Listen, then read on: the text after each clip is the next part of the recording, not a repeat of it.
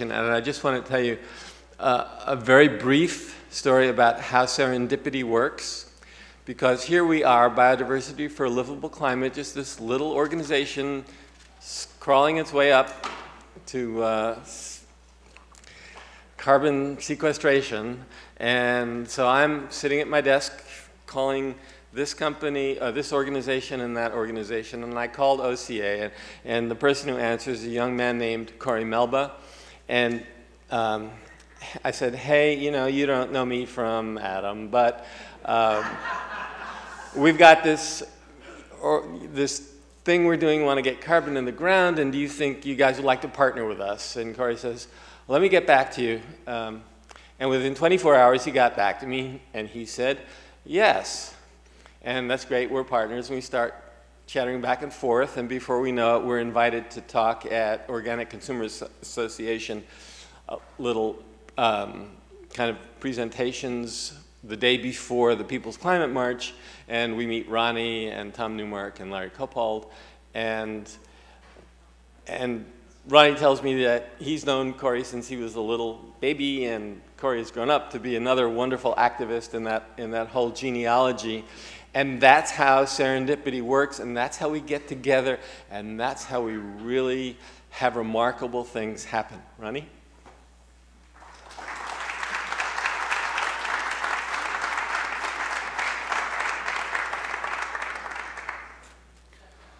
Well, it's great to be here, and I always like Sundays because I like to preach a little bit. So a little bit about my background. I grew up in a place called Port Arthur, Texas, which is also known as Cancer Alley, the region that goes from Houston to Baton Rouge.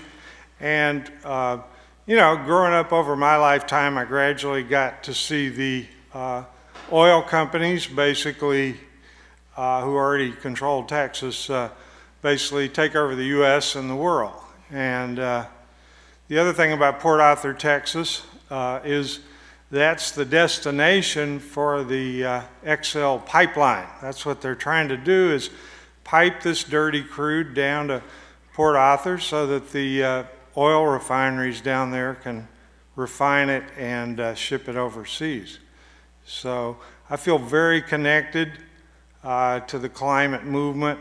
I want to build a bigger climate movement, however, one that can actually overthrow the dictatorship of the fossil fuel corporations and the financial banksters and gangsters across the world. I think everything I say today's topic of my talk is supposed to be, how do we build a mass movement for regenerative, you know, organic farming and ranching and land use. So I want to focus more on message, network building, launching a massive campaign, and then how do we globalize this. So my remarks are more a strategy for the United States and Canada right now, although I spend half my time campaigning in Mexico these days for with our network Via Organica and all the coalitions we're part of.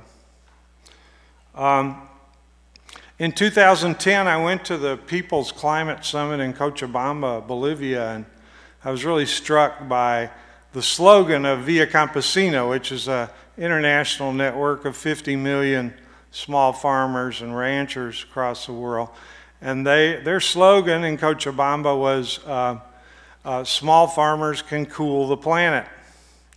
And so I remember going up in a workshop talking to some of the leaders from Via Campesina, and I said, I just think we should change that slogan a little bit to say, small farmers and conscious consumers can cool the planet. Because you've got, we only have 500 million small farmers and ranchers and 2.8 billion small farmers and ranchers and rural residents, but we've got a couple of billion consumers who are ready to get allied if we can do a proper job of motivating them. I wanted to talk about message first. I come from the old populist tradition of the South. Came out of the civil rights movement, anti-war movement, Students for Democratic Society, and so on. And I learned pretty early in South Texas that you got to watch what you say, or you might get shot by people who misinterpret what you're saying. So I adopted this populist approach to things, which I've been trying to implement the last 45 years or so in campaigning. So, all right, we got this message. The most important thing to me about this message of regenerative organic farming and ranching and land use, which is called agroecology, a lot of people across the world use that terminology, is this is the only hopeful message there is, you know? I mean, the problem with the climate movement up until now is it's been gloom and doom, you know? And I mean, besides bad math, that you can't get from 450 to 350 without natural sequestration, much less get from 550 or 600 to 350, it's a very depressing message, you know? I mean, whether you're reading Naomi Klein's latest book or, you know, listening to Bill McKibben and others, it's a very depressing message because if you think about it long enough, you realize there's no hope, you know. There's no hope with that strategy. I mean, basically, don't hold your breath for the U.S. Congress to implement a equitable carbon tax anytime soon, you know. And where I work the other half of the year in Mexico, don't hold your breath for a narco state, you know, that kills community organizers once you do a good enough job and disappears people by the tens of thousands to do the right thing, you know. So we have to build a mass insurgency in spite of unfavorable objective conditions at the federal government level in most countries. So, the message. Message is not just the words, okay? There's various components to a compelling message that can supercharge the global grassroots to make this great transition we're talking about. Okay. First of all, that message has got to be reverse, you know, not mitigate, you know.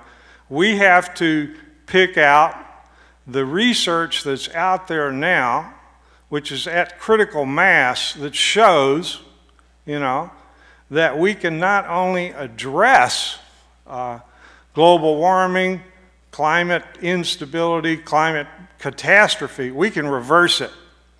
We can't have any other message than that if we want to awaken the people who are you know, feeling rather hopeless and disempowered. And people like Andre Loy, who I highly respect, the president of IFOAM, International Federation of Organic Agriculture Movements, I mean, his piece in that United Nations paper last year, Wake Up Before It's Too Late, he makes a very convincing case looking at 50 studies across the world that are very well done, that we're not only going to address this problem, we're going to reverse it, okay? That's one thing about the message. Stop saying anything other than, we're going to reverse this, we're going to solve this. Second part of this message is that we're not just talking about reversing global warming, right? We're talking about reversing global poverty and hunger. And, well, how can we say that? Well, because the majority of the world's really poor people are among those 2.8 billion small farmers, ranchers, forest dwellers, indigenous people, and so on and so forth. And, I mean, a lot of them live in the slums of Mexico City or Sao Paulo or wherever, but these are rural-based people for the most part, you know. Those 30,000 teenagers in jail in Texas for trying to cross the border and survive, get away from the drug gangs and so on. The reason they're in jail in Texas is because of rural poverty in Mexico and Central America. You know, poverty is the #1 issue for most countries in the world, you know. When we talk about these issues in Mexico, what really resonates with the 5.2 million family farmers and ranchers left and the 30 million people who live in rural areas is this will alleviate poverty. It'll make you be able to grow more food, better food, make your farm animals healthier, make your families healthier, bring back the water table, stop the erosion, and so on and so forth. So whatever audience we're speaking to, we get around to this, but it's a question of connecting the dots. I mean, we've got 2 million people in our national network, and we're part of an alliance that has 10 million people, the food movement and the natural health movement, basically our constituencies. Well, I mean, 1/3 of our people are registered Republicans, and most of them hate liberals so much and hate Al Gore so much that they don't believe in global warming, you know? So you go at them from another angle, you know? I mean, healthy soil, healthy food, healthy animals, healthy people, God's creation, you know, breaking down crony capitalism, whatever angle you have to use. And the choir in the United States is pretty darn big. It's how you define the choir. I'm quite happy speaking to the choir because the choir is, there's 100 million people in the United States who occasionally buy organic food. 100 million, right? I'm talking occasionally. But that's who we're trying to move. There's 100 million other people, I mean it overlaps to some extent, who utilize alternative medicine or integrative medicine, who take supplements or visit alternative practitioners, who are concerned about preventing this catastrophic health crisis we have. And so they're a very big choir. All right, now how do we move these people? All right, I've talked a little bit about the message. It's got to be multifaceted, but it's got to be positive. It's also, the tone of this message has got to be appropriate to the audience that you're talking to. I mean, if you're in Texas, South Texas, or Louisiana, or Mississippi, you don't talk the same way you talk in Massachusetts and Vermont. You know, let's keep that in mind. I mean, Southern people are not idiots, you know, but they're different, the culture. And we got to bring everyone together. That's what populism is all about. The other thing about a message, doesn't matter how correct it is, how sophisticated it is, how culturally appropriate it's delivered, if it's not amplified. And I'm talking about real amplification, you know, here. The way the Koch brothers and others have gotten their agenda so powerful is partly because they have an echo chamber out there. They use the mass media, you know, for the most part, the corporate control mass media, because they can pay for it. But we've got our own mass media called the internet and social media. And we are a mass media, and we have to use this. And so as we start thinking about coalition building, network building, and so on, what you want to be looking for, what I'm interested in, I want an ally who's, maybe they're not the head of Greenpeace, but they have a large email list and a lot of traffic on their Facebook. I mean, we've got more traffic and Facebook stuff than any of these large environmental groups in the US. You know, the food movement, the natural health movement is bigger, you know, than the environmental and the climate movement right now. If you look at the number of people who are reading the articles every day, sharing them with their friends, you know, at least thinking about taking action and so on. So we're talking about mass communications, or we're not talking about anything. Doesn't matter how good our argument is. So let's create this mass echo chamber, and it's got to be in other languages as well besides English. I mean, we got 25 million Latino voters in this country. We got, 35, 40 million Latinos here. Most of the people in North and South America don't speak English. They speak Spanish or Portuguese, And so we've got to, if we don't translate all these articles into all the languages, get them out to millions of people, we're going to fail. So I think the message, if we start thinking about it this way, where we're reaching people's hearts primarily. This is not primarily about being right, in terms of factuality and rationality.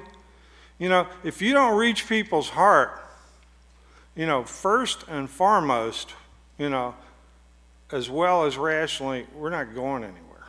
So I think this was a great conference, by the way, in terms of the speakers addressing both the heart, and the soul. And, pointing out, we got some bad crises we're dealing with. These are life or death. This is it, the climate crisis, the economic crisis, the crisis of democracy, the public health crisis, But I think the worst crisis is the spiritual crisis, It's like, if you don't believe you can fight City Hall and the big corporations and win, we're not going to win, The death of the spirit, as some of the indigenous organizers in Chiapas that I've worked with, the Zapatistas said, the death of the spirit is worse than the death of the body, I mean, they can kill us, but if they kill our spirit, we're done, And so let's keep that in mind.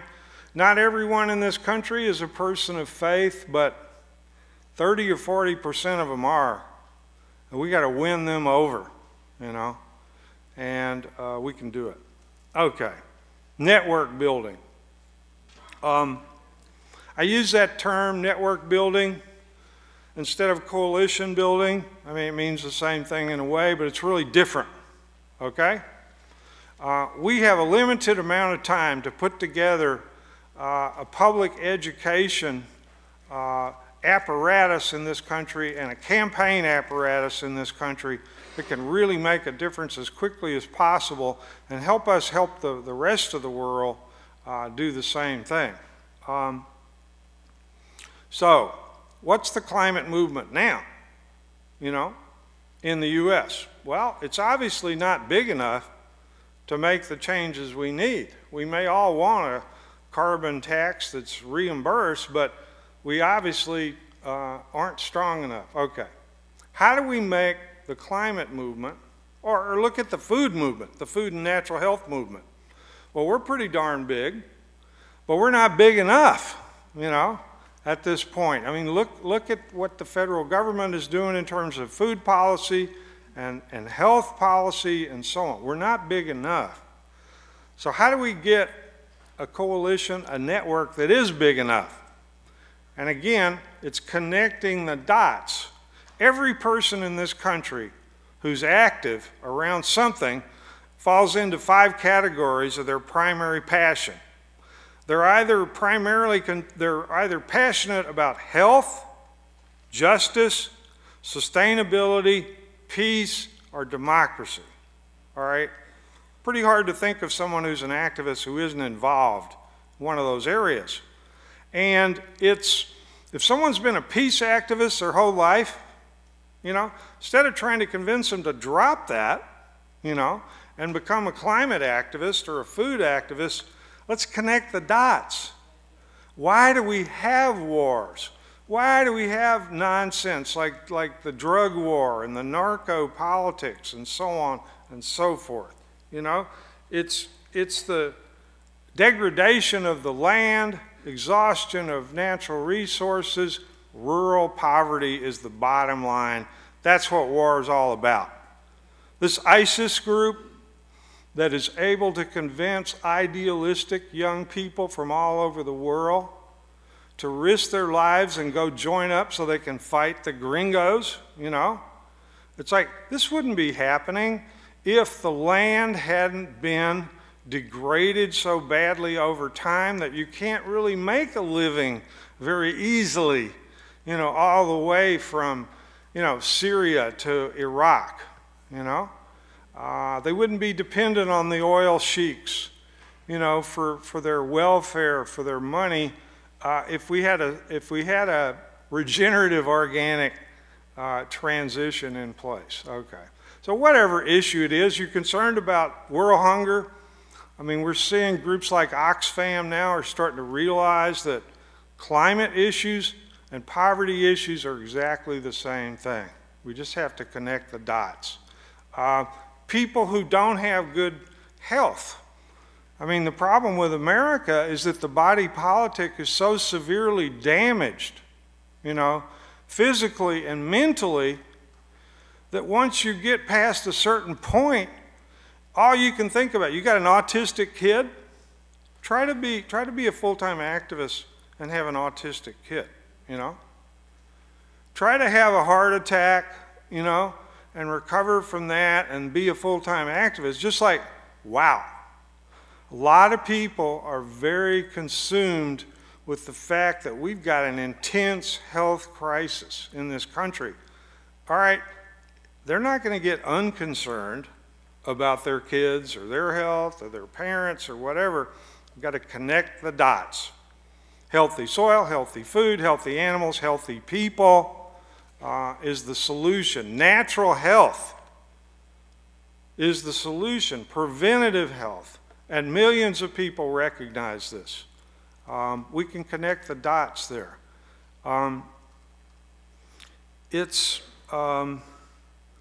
Okay, how do you build a coalition? Well, the old way we tried for the last 40 years I've seen in this country is, well, you make a list of the organizations in Massachusetts who are concerned about the environment, you know. You invite the leaders to a meeting and you try to come to a general agreement on something. And then what happens is you don't come to general agreement and you go home, you know. And then you get kind of depressed, and then 6 months later, oh, here's another meeting. I think I'll go to that, you know. And the same thing happens. Okay, this doesn't work. This does not work. I'll tell you what does work. I call it live wire networking, right? It's like, what is a live wire?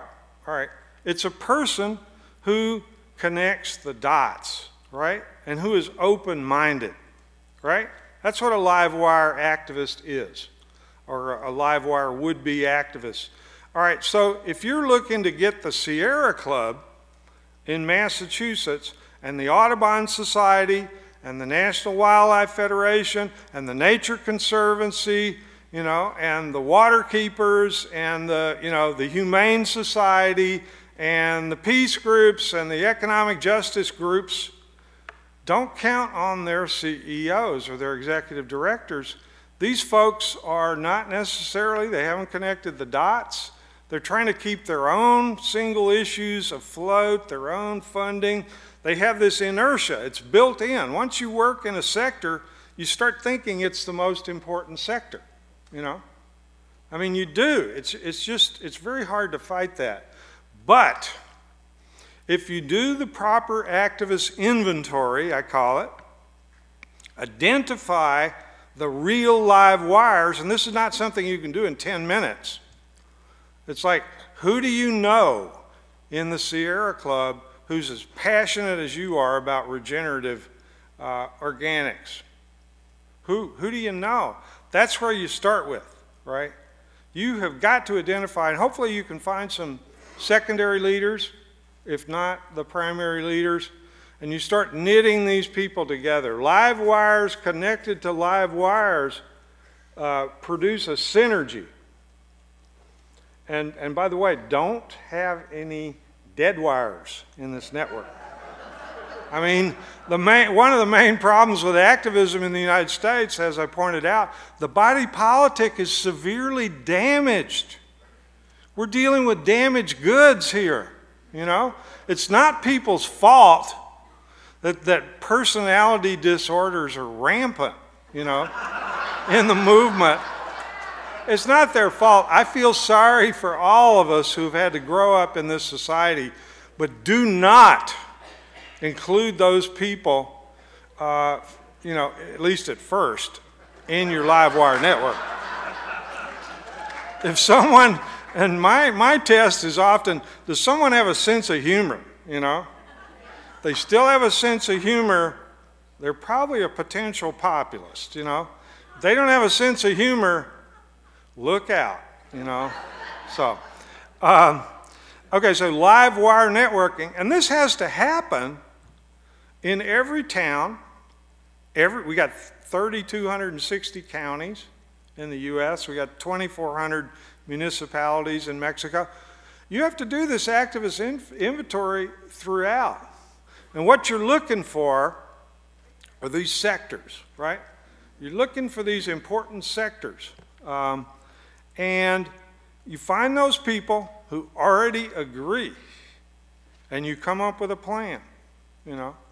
And I mean, maybe 350.org is going to come along on this regenerative great transition. Maybe they're not.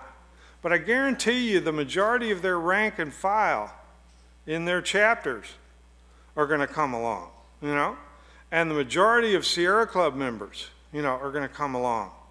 You know, and the majority of people who care about economic justice and so on over time. But start out with that. You want your own little Livewire network.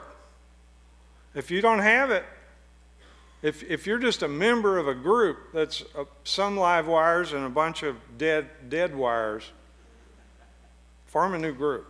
You know, form a group of people who inspire you, you know. It's like in the 60s, one reason why we nearly got to the point of a world revolution was because, you know, we had the slogan, there's only one reason for joining the revolution. This came out of France in '68. Because it's the best way to live, you know. I mean, it was demonstrably the best way to live.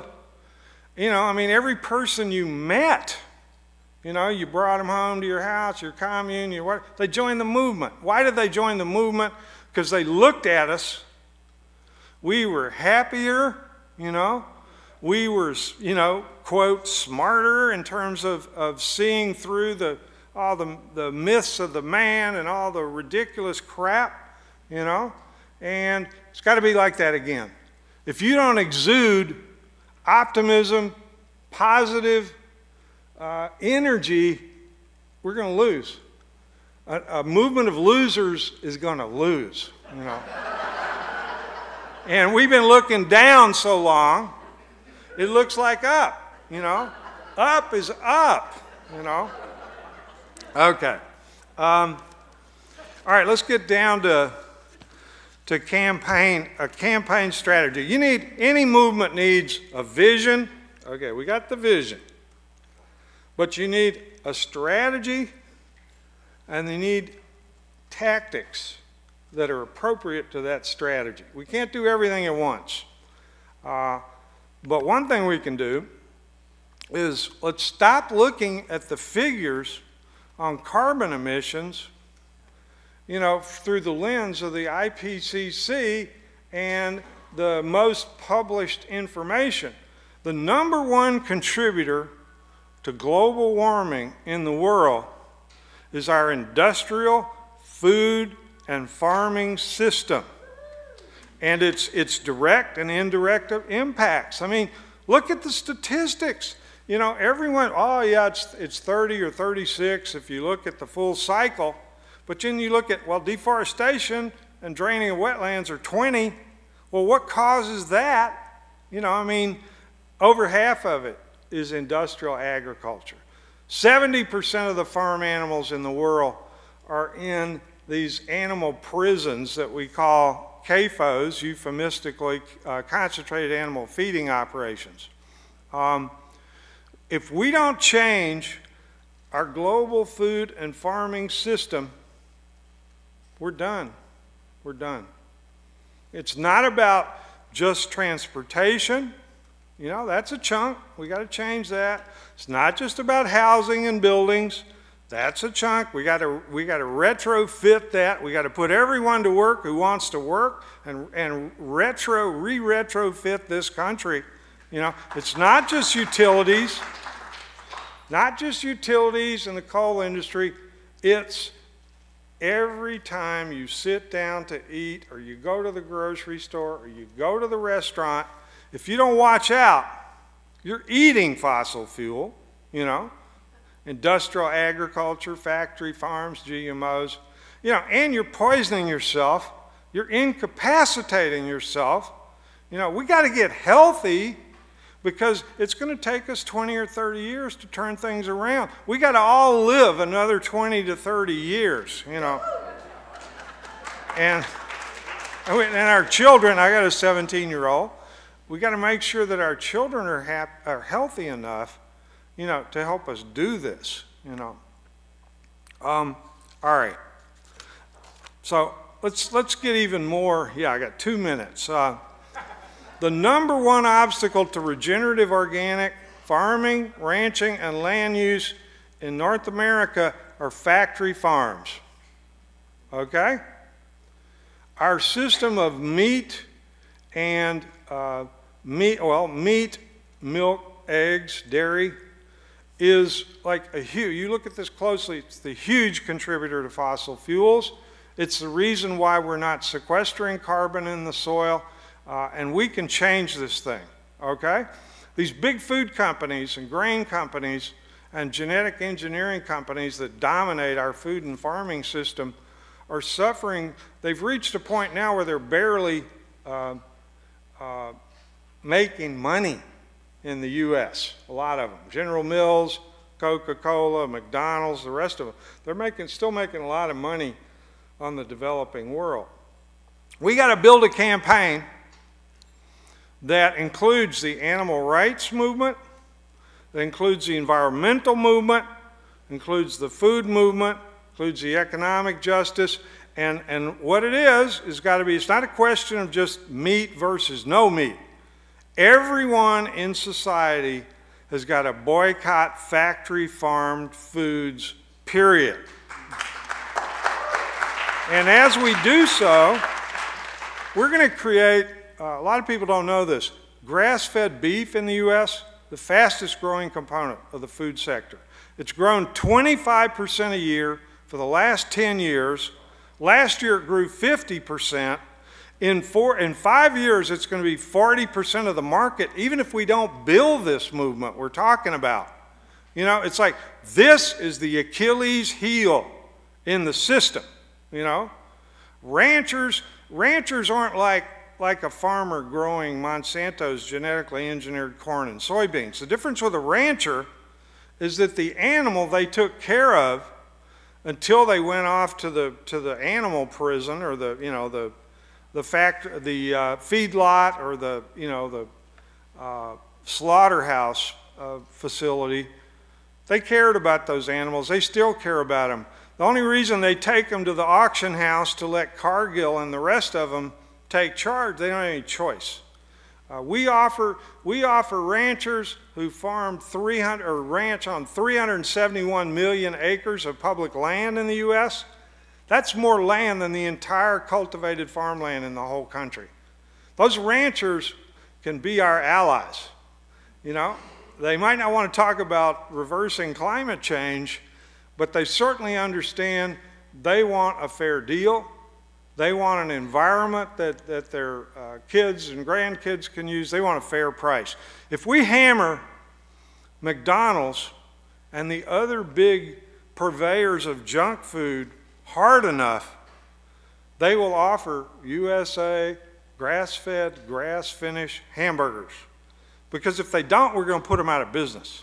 You know, that's it.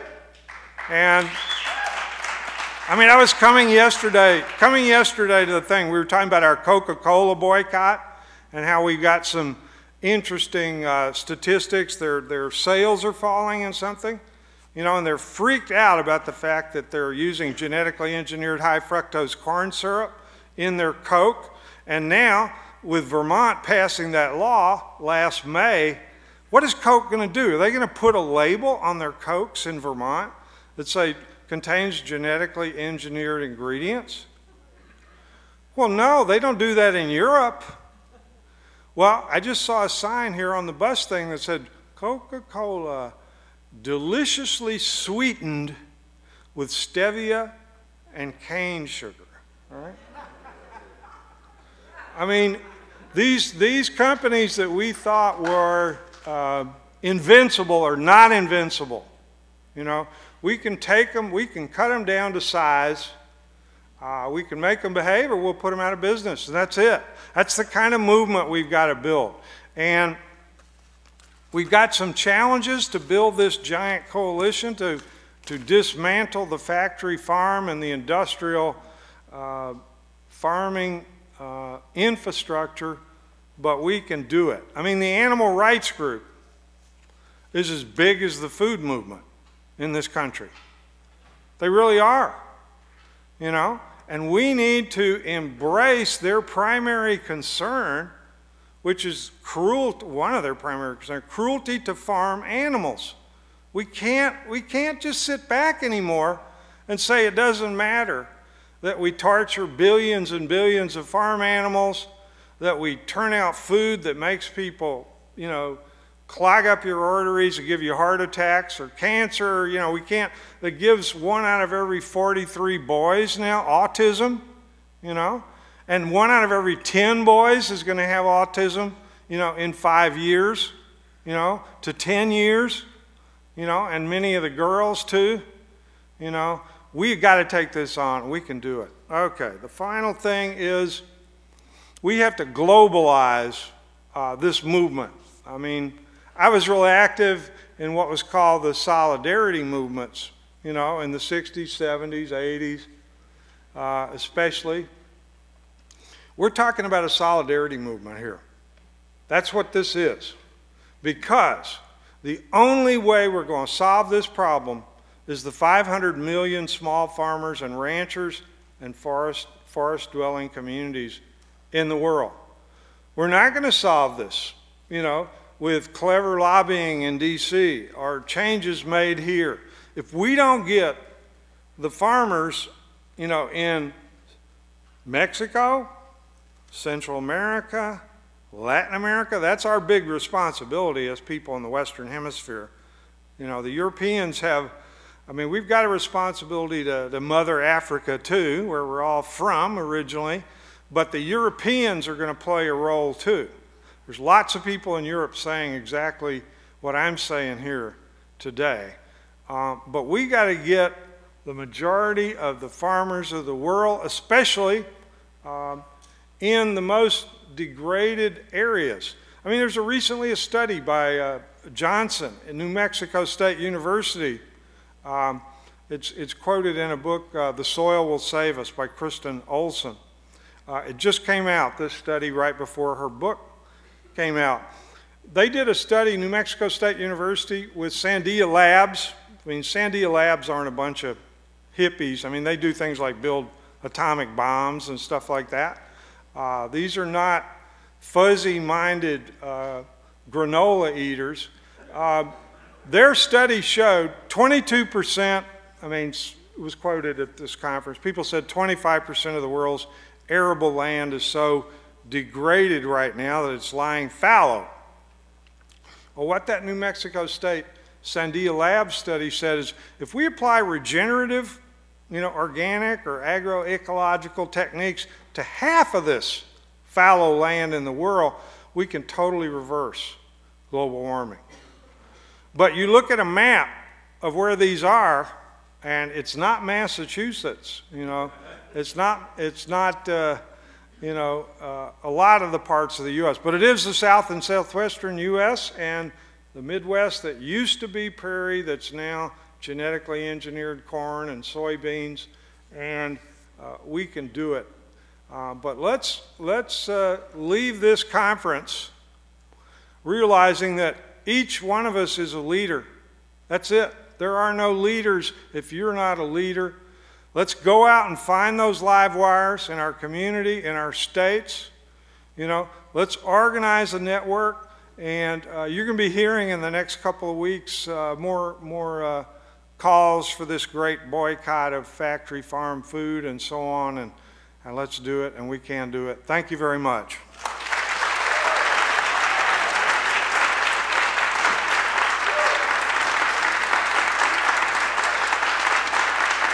I just want to say one thing. If you want to see an example of some populist material out there on the table, there's our Cook Organic, Not the Planet materials and bumper stickers. We used these at the Climate March in New York last month, and people really liked that. Thank you.